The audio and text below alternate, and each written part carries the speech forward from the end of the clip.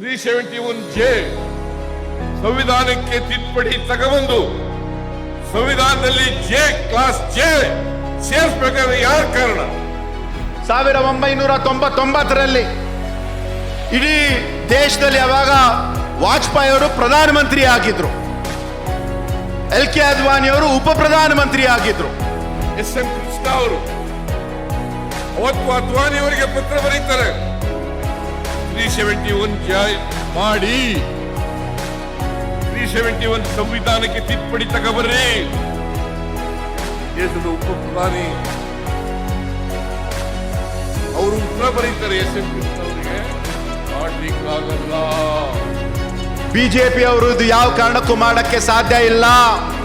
ನಾವು ಒಂದ್ ವೇಳೆ ಮಾಡಿದ್ರೆ ಇಡೀ ದೇಶದಲ್ಲಿ ಎಲ್ಲರೂ ಕೂಡ ನಮ್ಗೆ ಅನುದಾನ ಕೇಳ್ತಾರಂತ ಅವ್ರು ಹೇಳಿದ್ರು.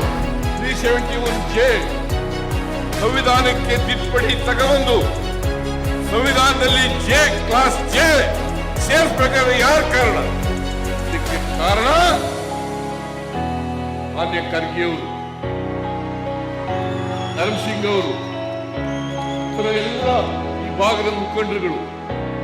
ಕಲ್ಯಾಣ ಕರ್ನಾಟಕ ಈ ಒಂದು ಆರ್ಟಿಕಲ್ ತಿದ್ದುಪಡಿ ಮಾಡಬೇಕಂದ್ರೆ ಅದು ಸಾಮಾನ್ಯ ಮಾತಲ್ಲ. 545 ಲೋಕಸಭಾ ಸದಸ್ಯರಲ್ಲಿ ಕನಿಷ್ಠ 365 ಜನ ವೋಟ್ ಮಾಡಬೇಕಾಗ್ತದೆ, ಅಂಕಿತ ಹಾಕಬೇಕಾಗ್ತದೆ, ಅವಾಗ ಇದಾಗ್ತದೆ. ಅದು ಮಾಡಿದ್ದು ನಮ್ಮ UPA ಸರ್ಕಾರ. ಇವತ್ತು ಎಲ್ಲ ಕಡೆ ನಾವು ಅಭಿವೃದ್ಧಿ ನೋಡ್ತಾ ಇದ್ದೀವಿ, ಎಲ್ಲ ಕಡೆ ಅನುದಾನ ಬರ್ತಾ ಇದೆ. ಇವತ್ತು ಇಲ್ಲಿ ಫ್ಯಾಕ್ಟರಿಗಳು ಆಗಿದ್ರೆ, ನೀರುಗಳಾಗಿದ್ರೆ, ಟೀಚರ್ಗಳಾಗಿದ್ರೆ, ಪ್ರೊಫೆಸರ್ಗಳಾಗಿದ್ರೆ, ತಹಸೀಲ್ದಾರ್ಗಳಾಗಿದ್ರೆ, ಅಸಿಸ್ಟೆಂಟ್ ಕಮಿಷನರ್ ಆಗಿದ್ರೆ, ಇದಕ್ಕೆ ಕಾರಣ 371J.